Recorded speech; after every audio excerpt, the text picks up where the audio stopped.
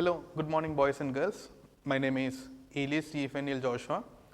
I am Assistant Professor in Department of Computer Science and Engineering from Vignan Institute of Information Technology, Visakhapatnam.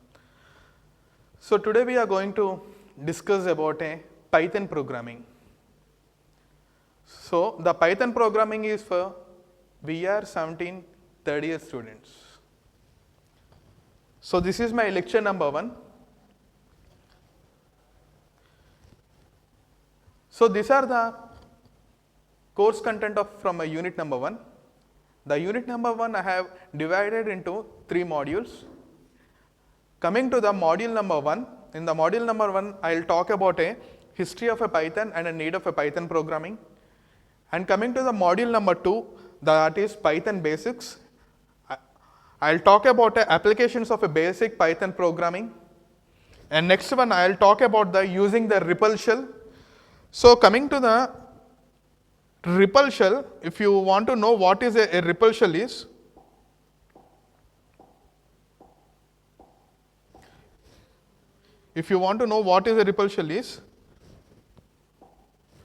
so coming to here, you have to understand what is a REPL shell here is.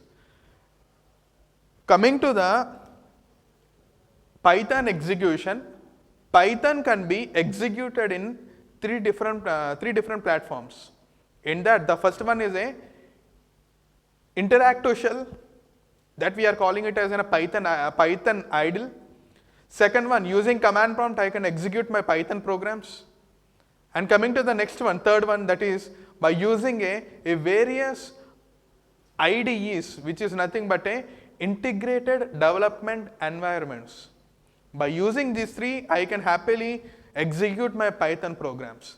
Well, coming to the Python idle, which I am calling it as an interactive shell, usually my interactive shell will look like this.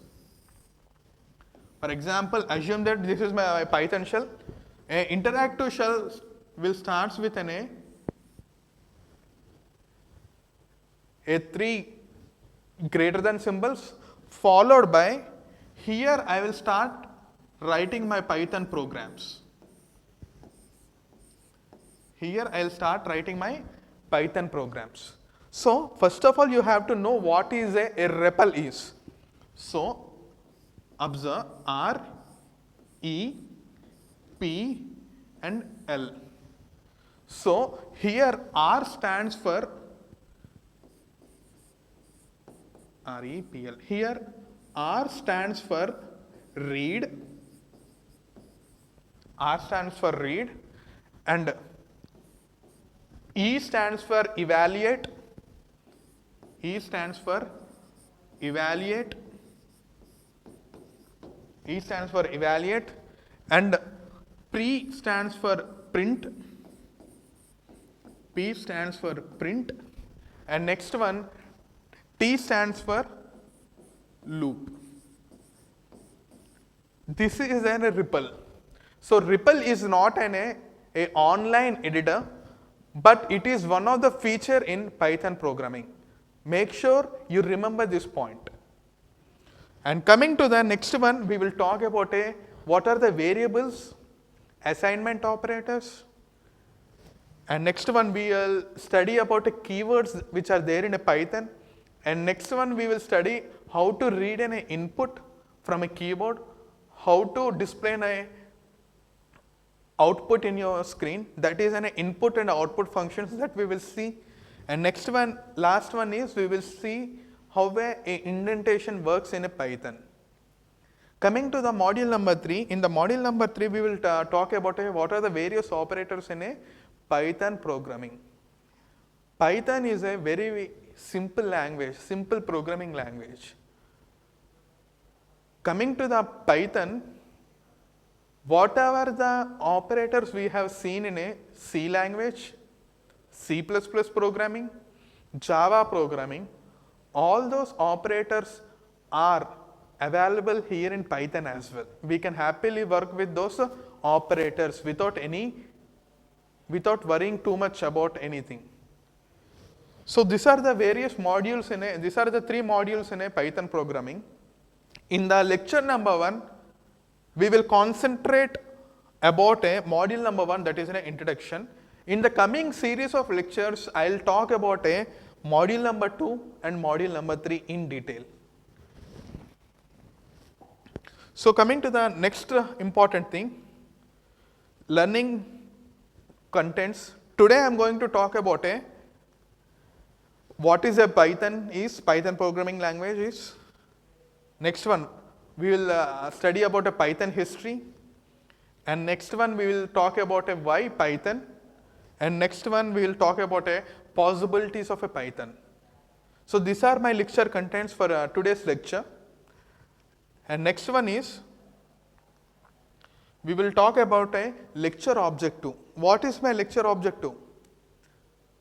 So today my lecture objective will be, you have to, by the end of this lecture, you have to understand the basic essence of a Python. That is my first objective. And coming to the second one is, you have to understand the various advantages in a Python. These are my two objectives I have to reach by the end of the lecture. And coming to the next one is, what are the outcomes? So the various outcomes are, by the end of this lecture, you will understand the history of Python programming and what Python is giving me, which other languages are not giving me. You will understand the basic differences between these 2 points. So coming to the next important thing, next slide, that is, what is a Python? We have to understand the definition of a Python programming language. So a Python is a high level programming language for general purpose programming. So here I will stress more on a word that is a general purpose. I will talk about a main important point, that is a general purpose. Python is a general purpose programming language. Why a Python is called as a general purpose programming language? We have to understand that first of all. So before going into deeper into the subject, I'll quote within a small example, a real-time example. I'll quote a small real-time example and I will explain you what is a general purpose programming language is. For example, I want to, it's a Sunday, so my wife told me to purchase a vegetables, a grocery, and a few other things like a cake. What usually I'll do, I'll go to grocery to nearby store, I'll go to purchase vegetables to the market, local market, and in order to purchase a cake, I'll have to go to bakery which is on the, which is a 3 kilometers far from my home. So if you observe carefully here, I have to go so many places. As a result, what's happening? The time has been wasting a lot on Sundays. Instead of that, the wise person or an intellectual or a smart person, what he does is, instead of going to this many shops and wasting this much of hours, I'll do a simple thing. I'll visit a local Spencer market. Under a Spencer market, I'll find out a vegetables, I'll find a bakery, and I'll find a vegetables. So if you, as a result, what's happening? The wastage of time has been minimized, and I am under one roof, I am able to purchase all the things. So here I'll say that a Spencer's hypermarket is a general purpose supermarket. In the similar way, my Python is a general purpose programming language, which means under a one roof, I can able to develop a various softwares. What are those various softwares? Let me small analogy. So observe carefully, Python is a general purpose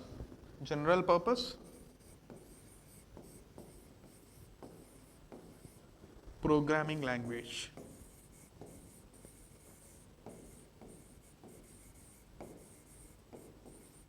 Programming language.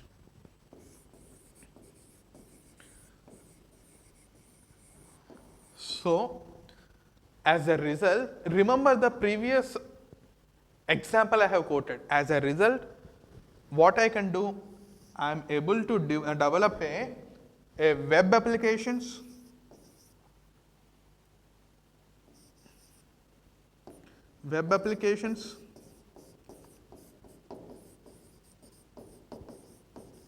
I can build a web applications, I can develop a mobile applications,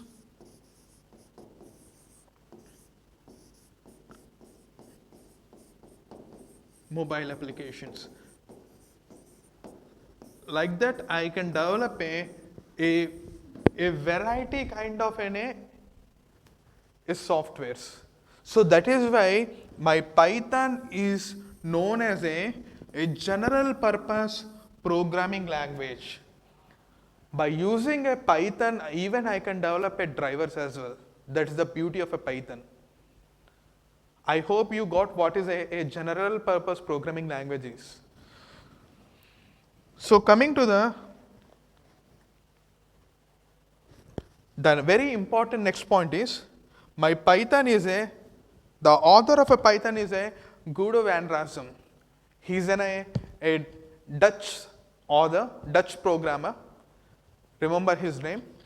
And it was released in 1991. The beauty of Python is, Python was authored or created before the Java, but no one knows how to use a Python at that time. So happily I can say that it was before Java. And next one, it was a interpreted language but not a compiled language. That is the beauty.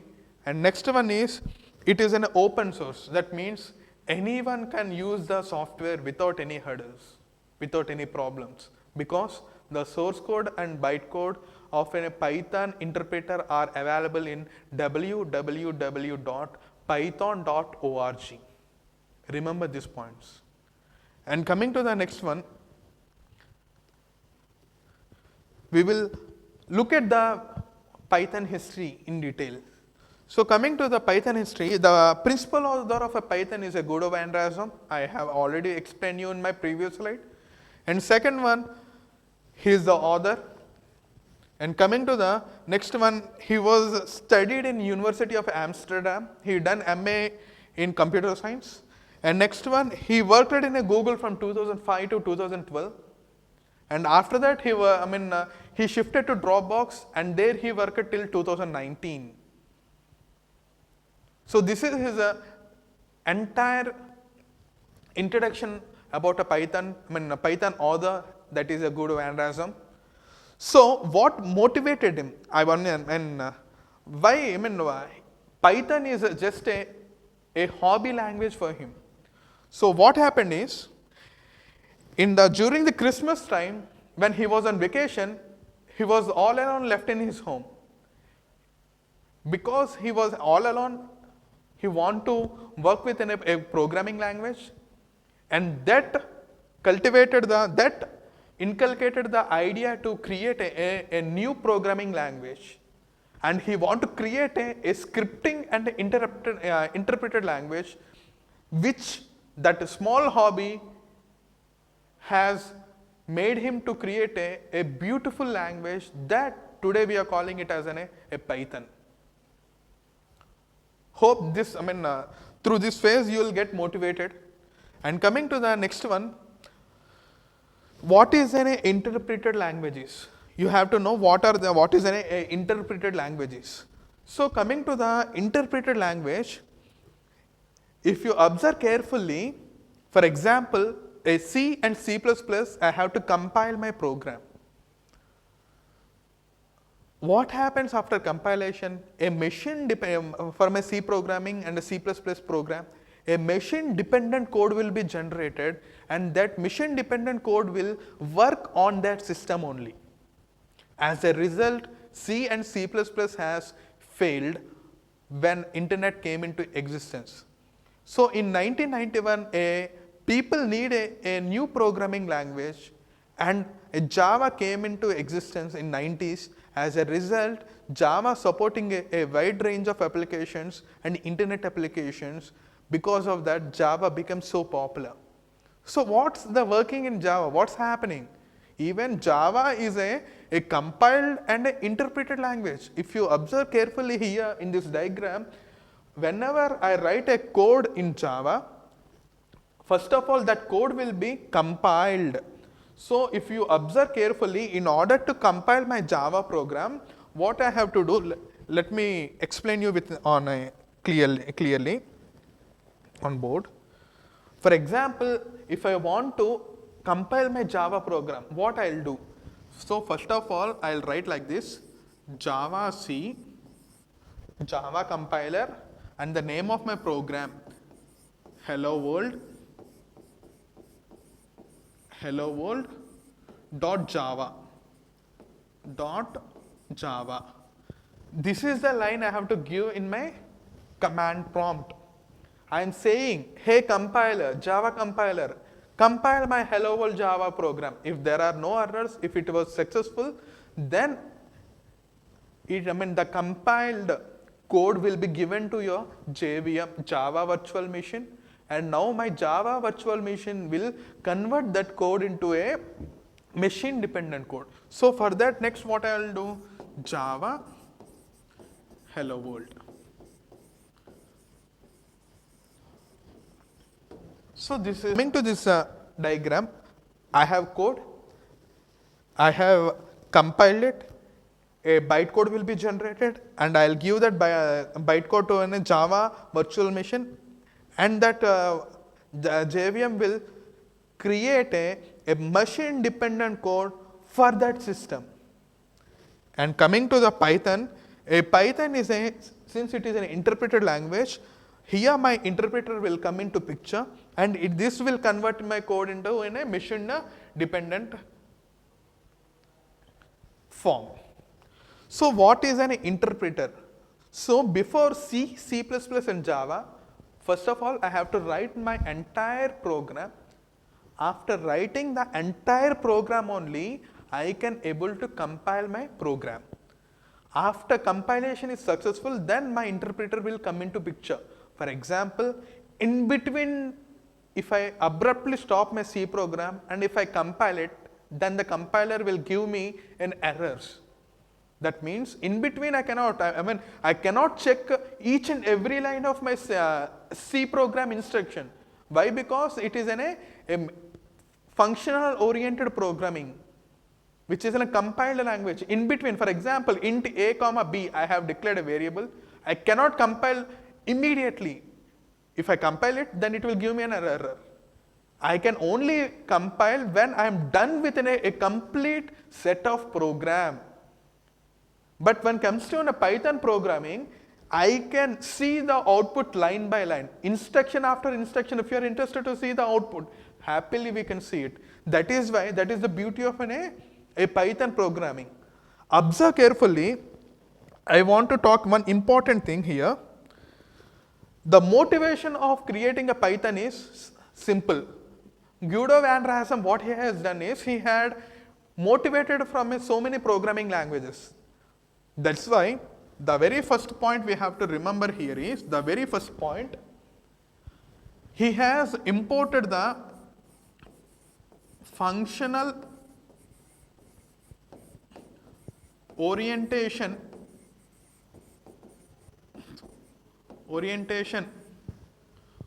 concepts, functional oriented concepts from C language. And second one, he has imported the scripting concepts from PHP and Ruby. And next one,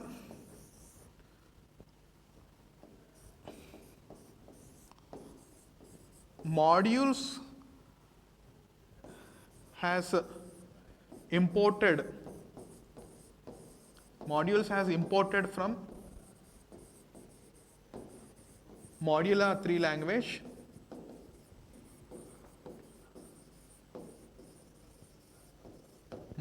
language and next one he has imported the very important thing, he has imported the OOPS concepts from C++. So these are the concepts Guido van Rossum has implemented in Python. And coming to the syntax in Python, what he has done is from a C programming language, and from ABC programming language, if I combine from these two languages, he has taken syntaxes, Guido van Rossum. So these are the various important points we have to remember. I hope it is clear. So coming to the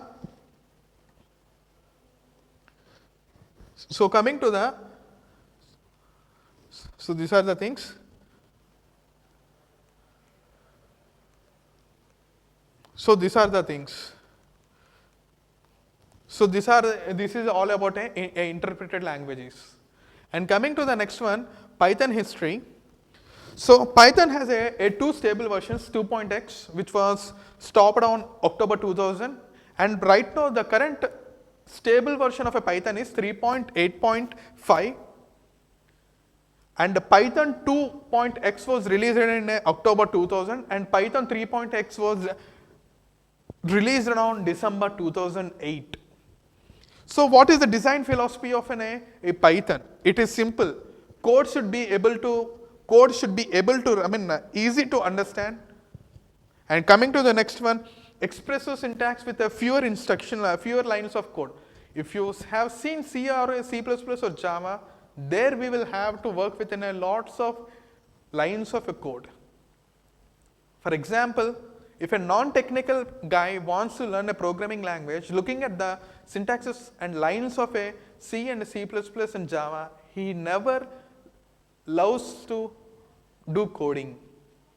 But coming to the Python has changed the entire picture. By looking at the syntaxes, by looking at the lines of code, happily a non-technical guy or a mathematical guy can come and do the coding happily. That's the beauty of a Python. That is the main reason why a Python has become a boom in a software industry. I hope it is clear for you.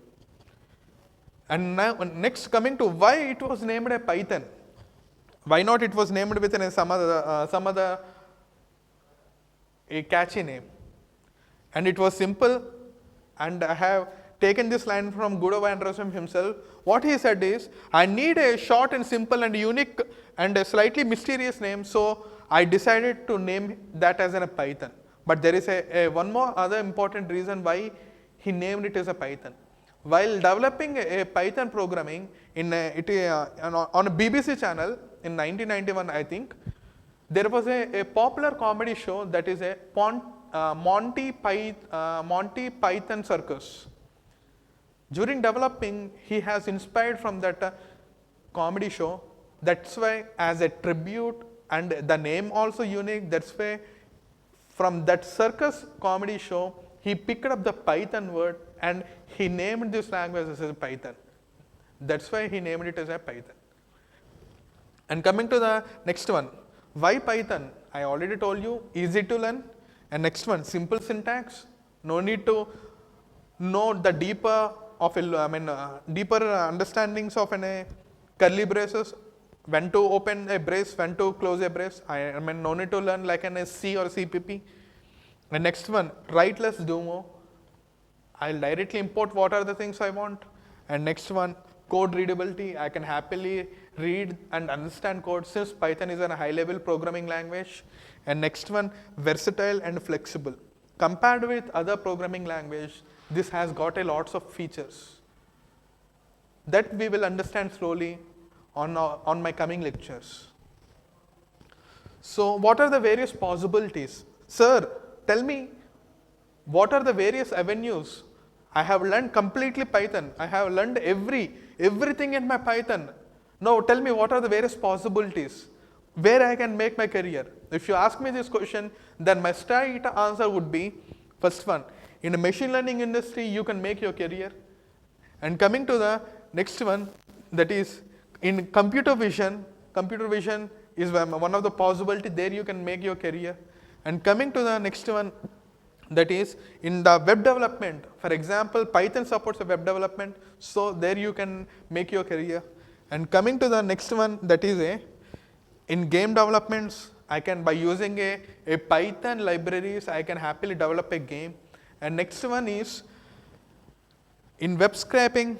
Web scraping is another field where you can make your career. And next one is desktop applications, which is happily I can develop a desktop applications. And last one is automation industry.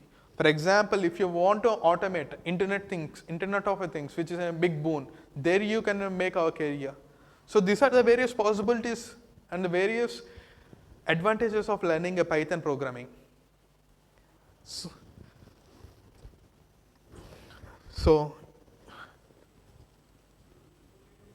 now we will understand how a Python and machine learning both are interlinked. I mean, if you are good at Python, then you will excel like anything. I mean, in various industries. So a Python has in a machine learning technology, there are a few frameworks, that is the TensorFlow, scikit-learning, NumPy and Pandas. There are so many frameworks in order to work with in a machine learnings.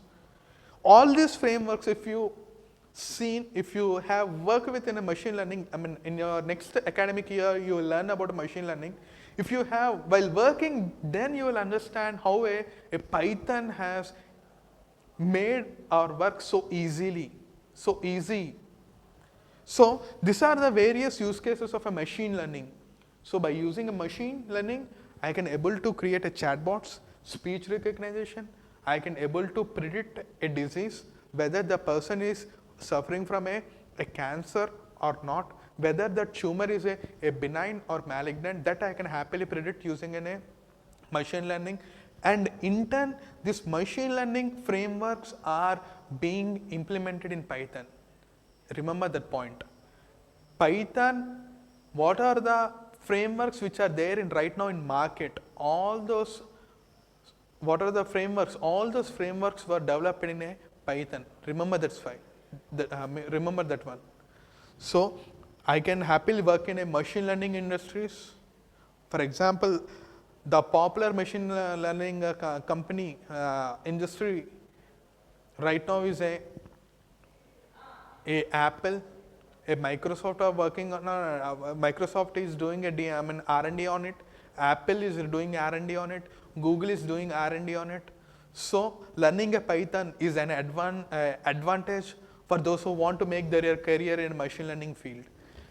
And coming to the next one, the next important field where you can make your career is in computer vision industries. For example, those who know about a Tesla cars, the most popular Tesla car, and it was owned by Elon Musk. Why it became so popular? The reason is simple. The automation. The car is completely automated. For example, if a driver sleeps after traveling, if a driver sleeps after a few seconds, the car will automatically park to the nearby road without interfering with the driver. So computer vision is another popular field. For example, if I jump the traffic signal, then my CC cameras are catching me and it is sending me a challan to my home. There I am using computer vision. So all the computer vision, for example, here the framework I am using is an OpenCV. This OpenCV framework was implemented in a Python. That's the reason why you have to learn a Python. And coming to the next one is a web development. By using a Python, I can happily develop a websites, and the framework for that one is a Django and a Flask. By using these two frameworks, I can able to build a web applications beautifully. And coming to the next one is I can happily develop a games. Earlier what happened is the person who is familiar with the C++ programming or the person who is familiar with C# programming or a person who is familiar with some platform, they can only build the program games. But after learning a Python, I'm saying you, if you show a literal interest to learn this programming, Python programming, then happily you can develop a games. And next one is a web scraping.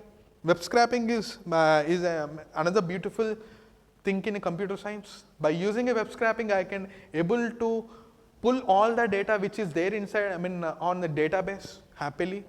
By authentically, I am able to scrap every data. So the frameworks here is a beautiful soup and Scrappy, which these two frameworks are implemented, are written, frameworks are in Python.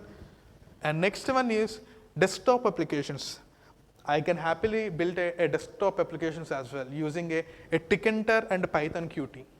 So these are the various possibilities of learning a Python programming language. So if you want to make your career, right now choose it. If you want to make your career in machine learning, so the choice for that, the only one way to become a master in machine learning is by learning a Python and mathematics. Or if you want to make your career in web development, the option is either you learn Java or a Python.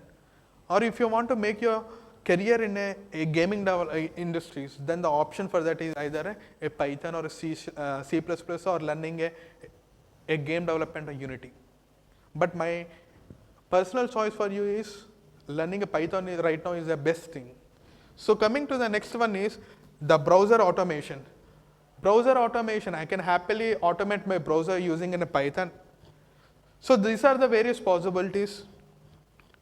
If you observe carefully the job trends, I have taken the statistics from a Code Mentor and a Indeed job postings. If you observe my visualization carefully, a Python has gaining the popularity and it is standing on the second position.